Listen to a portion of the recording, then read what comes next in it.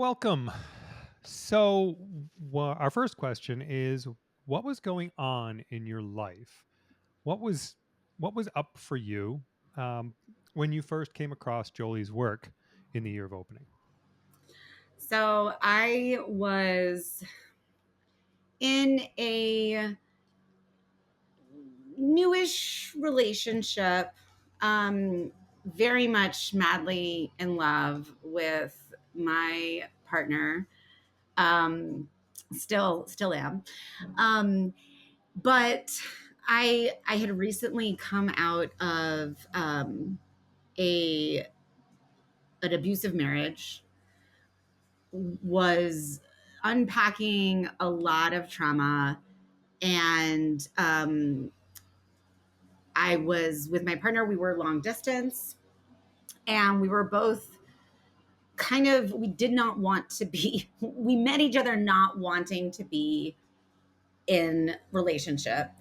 And I was the one who was like, well, we could just like be non-monogamous. And at that point, like, I had been dating a lot of people, or not committed to any one person, thinking that it was not thinking that it was non-monogamy, but just kind of very casually dating people. And I Which, was by the way, I love that. But, like, not enough people recognize that you still get to date casually, and that doesn't mean that you're non-monogamous. You yes, can like, these are 2 distinct yeah, experiences. for sure. And I was just non-exclusive, is what I would say, and I was open with people about that. But I had read Polysecure, and so I told Ryan about the book, etc. And he read it and he was like, "This is amazing! I didn't even know that this was possible. Like, life like this is great."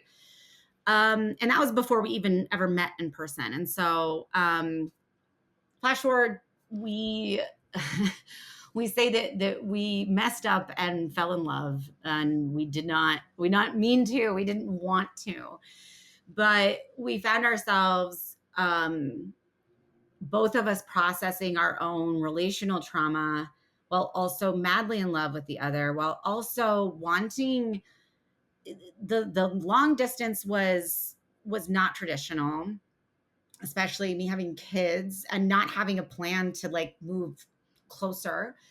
And then also on top of that, the non-monogamy, and I was dealing with just so much pain. It was incredibly painful, and I was constantly questioning whether or not I could do a relationship that way, because it felt like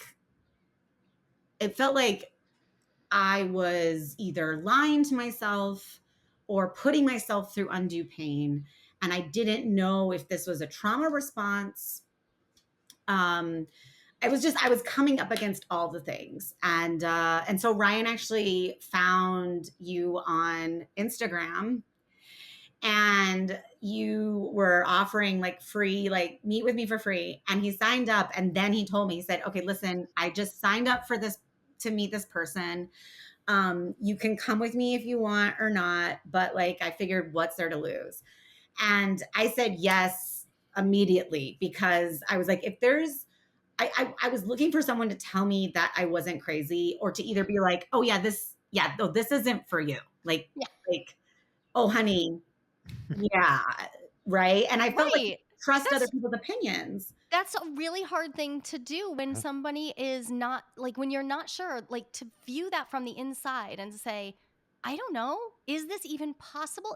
Am I actually damaging myself Yes. Yeah. to You get an don't know outside what you don't opinion?" know. So Right. important, but also a lot of us are only exposed to people who have a monogamous paradigm. So to only get their perspectives, even if they're wonderful therapists, wonderful helpers, wonderful friends, if their bias is going to make it impossible for them to not, yeah, have an Right. opinion. Right.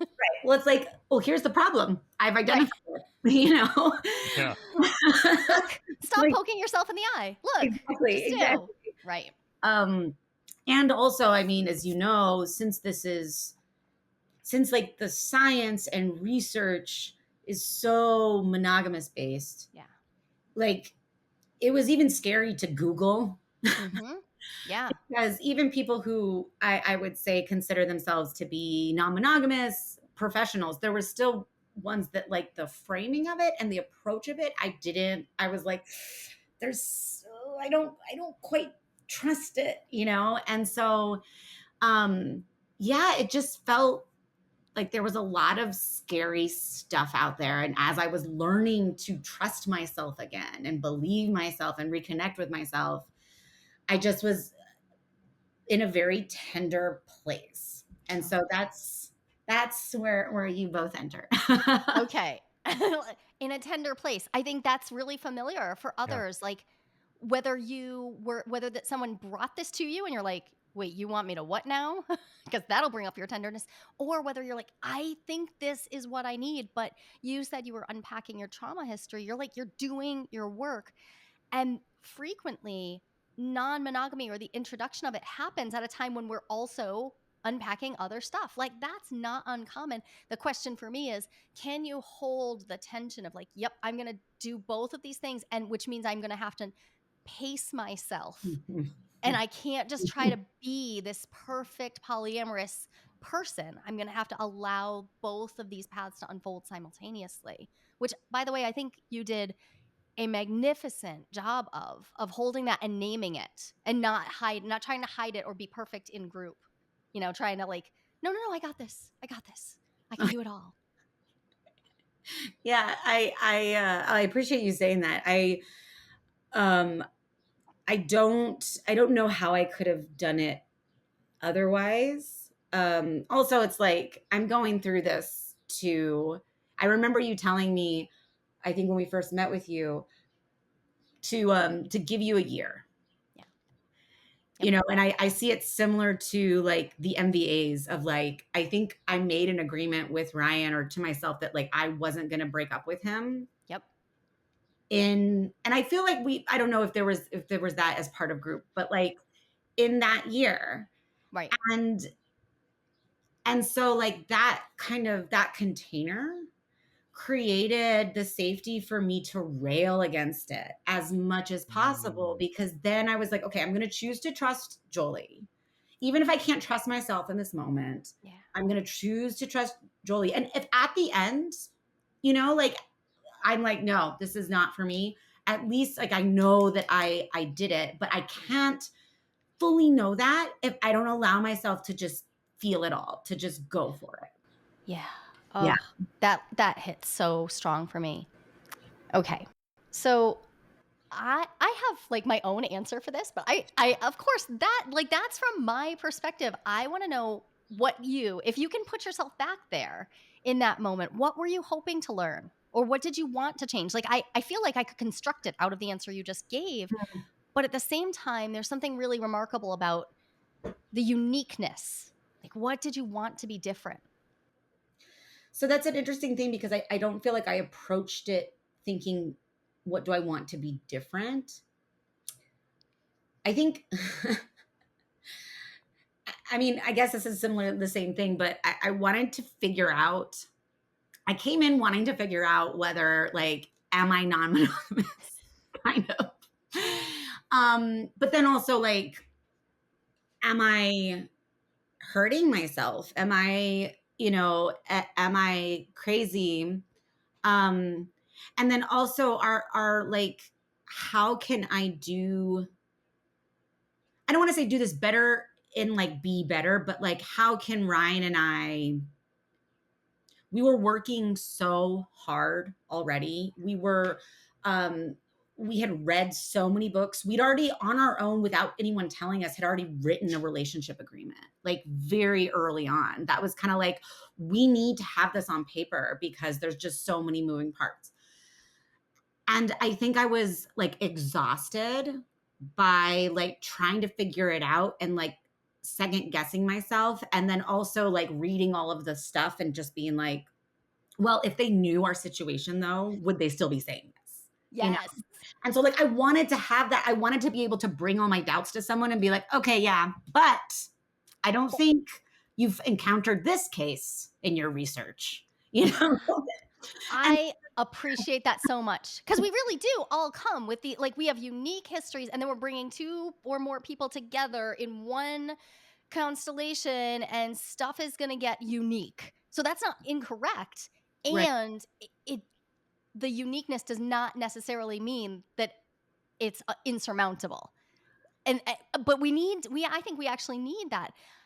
I think it's beautiful that you were willing to entertain the question at when you were already exhausted. You were already tired. So way to go.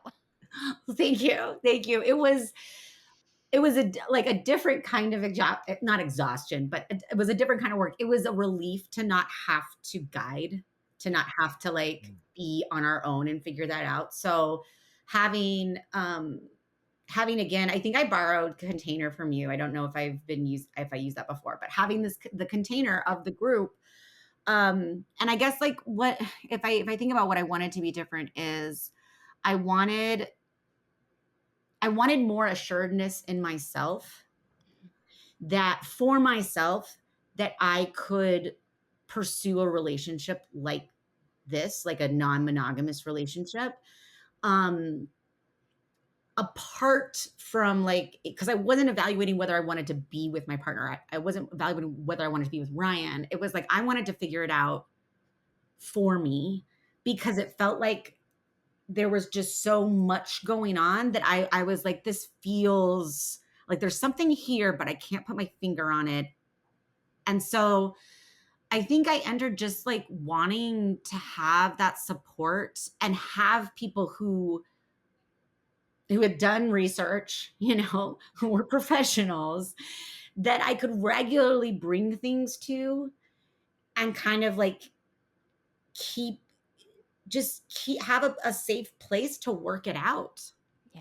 So we've talked about the container. Um, what was it like to be a part of a group all talking about all this relationship stuff? It was amazing. It was it was incredible. It was so helpful, so validating. Um it would not have been the same one-on-one at all. Um because it really helps to put your own shit into perspective and to see like the things that other people are going through, and just to be like, oh my God, like not like a well, I thought I was screwed up kind of way, but Although every once in a while we get one of those where we're like, Yep. "Oh my gosh, okay, well, it could be a lot harder right yeah, now." oh well, yes, and that is true as well. And I mean, I'm sure that like I mean, I saw other members of the group, their faces when like certain things I would bring up, they're like, oh my God, yeah. So I think we all did it to each other.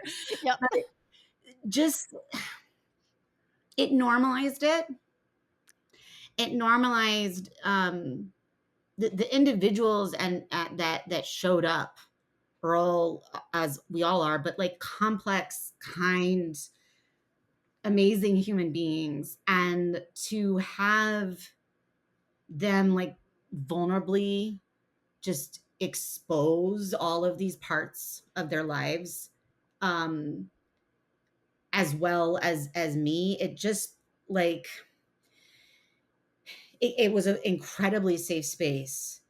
And it felt like it very quickly became not about whether I can do this relationship in this way with Ryan.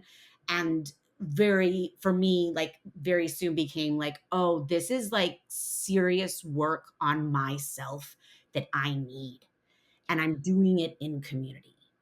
Mm. Oh, that sums up that was my That was the my hope. aim. That was the Yeah. hope when I designed Yep. it, and it is the thing I most frequently say to people is like, I know you're imagining my private work's expensive. A lot of people are like, I wish I could afford that, but that's a lot.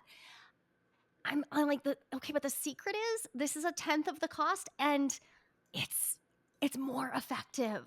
That's the secret. That like it's hard for some people to accept that that's true, but time and time again, I hear at the end of the year, like, "Oh, you were totally right. I needed to have people around me sharing and normalizing and creating a place where I could just say the thing and also witness my hard spots with my partner. When do we get to do that? We just don't, especially amongst peers. It's different when we're doing it in a therapeutic relationship. But when Yeah. a peer says like, "Oh, I see. And I see you holding yourself accountable. Cool. Way to go. Show Yeah. me how show me. Like Yeah. let's all witness this together." I watched the two of you do that and really call yourselves in and be vulnerable to the group. Just saying like, "Yep, here's where I messed up and I want to be held in this space in my truth." And yeah, I appreciate it so very much. Yeah. It was really, um, really, really powerful. And I think one part that was very important for me was, just with like all the questioning I was doing, and also being someone who is, an intellectual, does a lot of research. I can poke holes easily. If it's just like, well, I'm like, yeah, Jolie, of course you're going to say that to me because like that's your job. Or of course you're like pro non-monogamy, and you do a great job of saying like, I just want you to be open to choose, which I appreciate. But to see, it's one thing to have someone tell you like, oh, well, I've seen this instance or that instance, but to like actually experience it and have people write, and then to see the transformation in others as you're also doing it. Ugh, I have goosebumps all over right now because it's incredibly powerful. I literally do too, because that is something I could not do that. And that's what you all create. Every cohort comes together, 20 people or less. We come together and create something that I could not create. I couldn't create it alone. I couldn't create it even with Ken trying to like somehow duct tape the container together. It Yep. is something we literally co-create. And then every cohort has its own vibe, has its Yeah. own lessons. And I love that. I love witness. I feel very lucky to get to witness it. But I really loved seeing how watching someone else make a mistake and like a mistake that they call out and they're like, this is not who I meant to be. What could we possibly get from another adult human that would be more valuable than that? Like that is true growth work That in is. witness. Yeah. Amazing. So this last question, you can make this literal or you can take it to the very personal. But I'm very curious what you learned either about yourself or a particular tool or something that stood out that like was just like, holy crap, I can't believe I didn't know that before. So I want to say, girl, there's- I was thinking about that today because I regularly think about this. Honest, so I will say, I think one of the most powerful, treasured things, was the inner council work and how I was reconnecting with myself, and that inner work. I did not realize how many parts of me were screaming and getting just like poked at because of this relationship structure, that just kind of, poked at everything that your society tells you, that all of these things that were just kind of in there just started to like flare up. And so this very safe, gentle, playful, ongoing exercise of just being curious about who in you is talking, who's showing up, who's upset right now, giving them voices, allowing them to speak. Um, it Along with unpacking trauma, it was like coupled. It was just beautifully like supported. Instead of like feeling like it was competing, I was like, oh my god, this is what I meant to be doing Mm. right now. What a feeling. Yeah. Yeah. And I've It's also taught that to my mom, like yay. giving you credit and stuff. It's like Oh, it's like And now I'm like, which part? Like we talk about our parts to each other. Yeah, yeah. I mean, this is why, the inner council exists because I wanted to take complex psychology, Jungian psychology out of the analyst room. But I have to say, I got goosebumps when you said that just being able to ask yourself, "Who in me?" I Yeah. think about Mhm. my own beloved therapist, Thayer Green. He taught me to sit with that question when I hated it and to really personify. And I had learned it in grad school, but then he taught me to sit with it in a Mm. gentle, playful way, like you're saying. And now that is exactly what I was hoping out of the inner council, rather than making it like, okay, so we're gonna therapize this. It really is designed to be a way for you to play with it. And my hope is that we all start taking this into our friendships and Yeah. in with our children. Oh my gosh, using that with my children. I don't know about Mhm. you, but game changer to just let them know they don't have to try to be one unified Yep. whole. Like it's just too much burden. So I'm so grateful. Yeah. Well, I just want to say thank you. Like deep, Yes, thank you profound so gratitude. very much. It's been a pleasure to work with you, but also I'm like, because you're a researcher and because I know what your specific research is in, even I'm like, it means a lot to me, and it feels incredibly validating to just have, like, to have had you, yeah, try to poke holes. Try to poke holes and see, like, yeah, no, I'm gonna, like, let me get under this, like, let me take a crowbar to it, and it helped me strengthen the tools that I was offering so Mm. that this could be, I think a lot of people who wanna try non-monogamy are like, they're too smart. Yeah. They're too smart for their own good, and they get in their own way, Yeah. and my one of my goals is to meet Mm. really intelligent people where they are and say, "We can do this, but we're gonna have to suspend our disbelief for a minute." And that was the best, that was the greatest gift, in addition to everything else. And I thank you both for bringing such vulnerability. Having you work through your own relationship stuff with us was really powerful. And I don't know. I know that I will continue to work with you in some capacity. This has been life changing, truly, truly. Yeah, that's the beauty of work that goes deep, right? It's all iterative. It will come back around when the time is right, the setting is right. I am so grateful. This was amazing.